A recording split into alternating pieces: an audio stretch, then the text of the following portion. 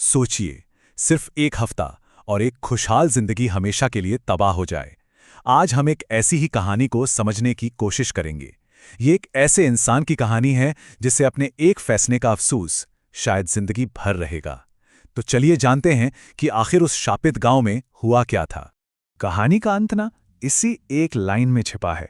अगर उस गांव में नहीं जाता तो शायद आज वो मेरे पास होती। ये एक लाइन ही बता देती है कि कुछ बहुत बहुत भयानक हुआ था। मतलब पूरी कहानी का सार सिर्फ एक फैसला और जिंदगी भर का पछतावा। अक्सर ऐसा ही होता है ना, किसी भी भयानक कहानी की शुरुआत उम्मीद और खुशियों से होती है। और इस कहानी में भी कुछ ऐसा ही था। एक कपल एक नई जिंदगी की आस में एक सफर पे निकला। एक ऐसा सफर जो आगे चलकर एक कभी न खत्म होने वाले बुरे सपने में बदलने वाला था। तो जो हमें ये कहानी सुना रहे हैं, उनका परिवार असल में बिहार के एक गांव का था। हाँ, करीब 80 साल पहले वो दिल्ली आ बसे थे। अब हुआ ये कि सालों की कोशिशों के बाद उनकी पत्नी राजश्री प्रेग्नेंट हुई। तो जाहिर है खुशी का माहौल था। डॉक्टर ने भी कहा कि भाई उन्हें स्ट्रेस फ्री और एकदम शुद्ध माहौल में रखो। तो बस अपने पुराने गांव जाने का फैसला उस वक्त तो बिल्कुल सही और प्यार भरा फैसला लग रहा था। और जब वो लोग रात में गांव पहुंचे तो चांदनी रात में वो जगह, क्या बताऊं, बेहद शांत और खूबसूरत लग रही थी। राजश्री तो बहुत ही खुश थी, पर यही तो डरावनी बात है ना? ये तस्वीर उस खौफ से बिल्कुल उलट थी जो उनका इंतजार कर रहा था। ये जो शांति और सुंदरता का पर्दा था वो बहुत जल्द हटने वाला था। बस यहीं से कहानी एक बहुत ही भयानक मोड़ लेती है। वो जो सुकून, जो शांति महसूस हो रही थी ना, अब वो टूटने लगती है।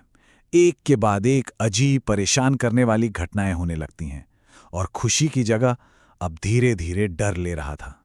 तो सबसे पहली अजीब बात हुई उनके पिता के साथ। सोचिए, वो अपनी पत्नी के मौत के बाद पहली बार घर से बाहर निकले थे और घर में कदम रखते ही वो बेहोश हो गए।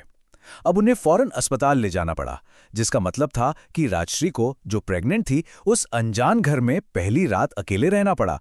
डॉक्टर ने तो कह दिया कि लो ब्लड प्रेशर है, पर क्या ये वाकई सिर्फ एक इत्तेफाक था? अगले दिन जब वो अस्पताल से वापस लौटे तो जो मंजर उन्होंने देखा वो सच में बहुत डरावना था। राजश्री एक कोने में खड़ी थी और अपने नाखूनों से दीवार खरोच रही थी। ये वो राजश्री नहीं थी जिसे वो जानते थे। ये डर की पहली साफ दस्तक थी। पर इससे भी ज्यादा परेशान करने वाली बात पता है क्या थी? जैसे ही उन्होंने राजश्री का नाम लिया, वो एकदम से रुक गई और ऐसे बर्ताव करने लगी जैसे कुछ हुआ ही नहीं था। उसका इस तरह अचानक नॉर्मल हो जाना उस दीवार खरोचने से भी ज्यादा डरावना था, पता है? तो अब सवाल यही था, क्या ये सब बस लंबे सफर की थकान थी, स्ट्रेस था, जैसा डॉक्टर भी कह रहे थे, या फिर ये किसी बुरी अनदेखी ताकत का इशारा था जो उस घर में कहीं मौजूद थी? कुछ रातें और बीतीं और फिर डर अपनी हद पर पहुंच गया। आधी रात को जब उनकी आंख खुली तो देखा राजश्री बिस्तर पर है ही नहीं। उन्होंने उसे ढूंढा और जो देखा वो छत के बिल्कुल किनारे पर उल्टा चल रही थी। सोचिए, बस एक गलत कदम और सब खत्म। ये नज़ारा तो किसी के भी होश उड़ाने के लिए काफी है। जैसे तैसे उन्होंने राजश्री को बचाया और जब वो होश में आई तो रोते रोते उसने जो कहा ना, उससे सब कुछ साफ हो गया। उसने कहा वो मुझे और हमारे बच्चे दोनों को लेने आई है। अभी कोई थकान या वहम नहीं था। ये साफ था कि वो लोग किसी शैतानी ताकत के चंगुल में फंस चुके थे। और अब हम कहानी के उस हिस्से में आ गए हैं जहां उम्मीद की कोई गुंजाइश नहीं बचती, सिर्फ और सिर्फ खौफ। ये वो पल है जब वो बुरा साया खुद को पूरी तरह से सामने ले आता है। राजश्री की हालत अब लगातार बिगड़ रही थी। उसका पूरा शरीर आग की तरह तप रहा था।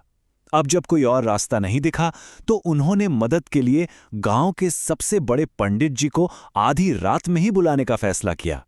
कह सकते हैं कि ये उनकी आखिरी उम्मीद थी। पर जब तक पंडित जी पहुंचे और वो लोग कमरे में वापस गए, राजश्री बिस्तर पर थी ही नहीं। अब सोचिए, एक बीमार प्रेग्नेंट औरत अचानक कहां जा सकती है? घर में जो डर का माहौल था वो और भी ज्यादा गहरा हो गया। और फिर उनकी नजर गई कमरे की अलमारी के ऊपर। राजश्री वहां बैठी थी, अपने घुटनों को अपनी छाती से चिपकाए हुए। मतलब ये फिजिकली एक बहुत ही अजीब और नामुमकिन सी लगने वाली पोजीशन थी। इसे देखकर तो पंडित जी भी हैरान रह गए। और जब राजश्री ने अपना सिर ऊपर उठाया तो उसकी पहचान पूरी तरह बदल चुकी थी।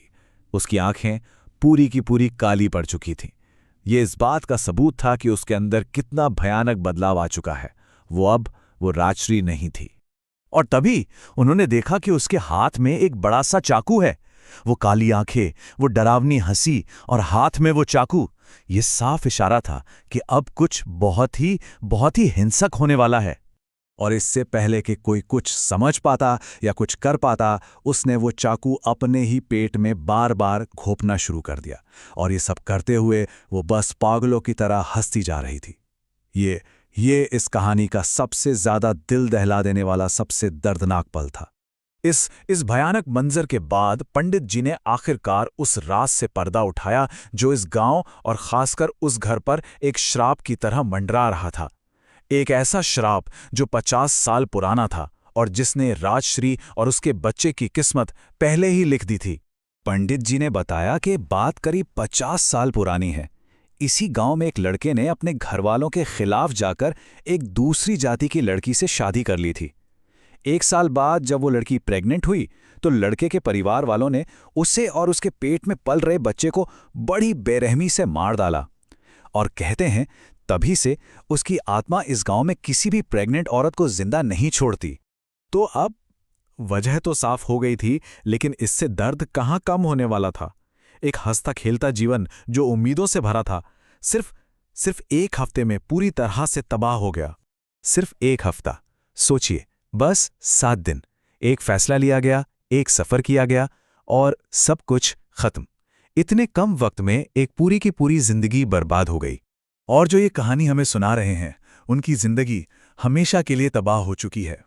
वो आज भी हर एक दिन इस बात पर अफसोस करते हैं कि आखिर उन्होंने राजश्री को उस गांव ले जाने का फैसला किया ही क्यों। ये एक ऐसा बोझ है जो उन्हें अब पूरी जिंदगी उठाना है। और ये कहानी हमें एक आखिरी सवाल के साथ छोड़ जाती है।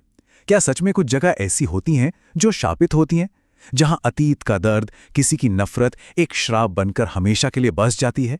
क्या किसी जगह की एनर्जी इतनी नेगेटिव हो सकती है कि वो वहां आने वालों की जिंदगी तबाह कर दे? इस बारे में सोचना सच में बहुत परेशान कर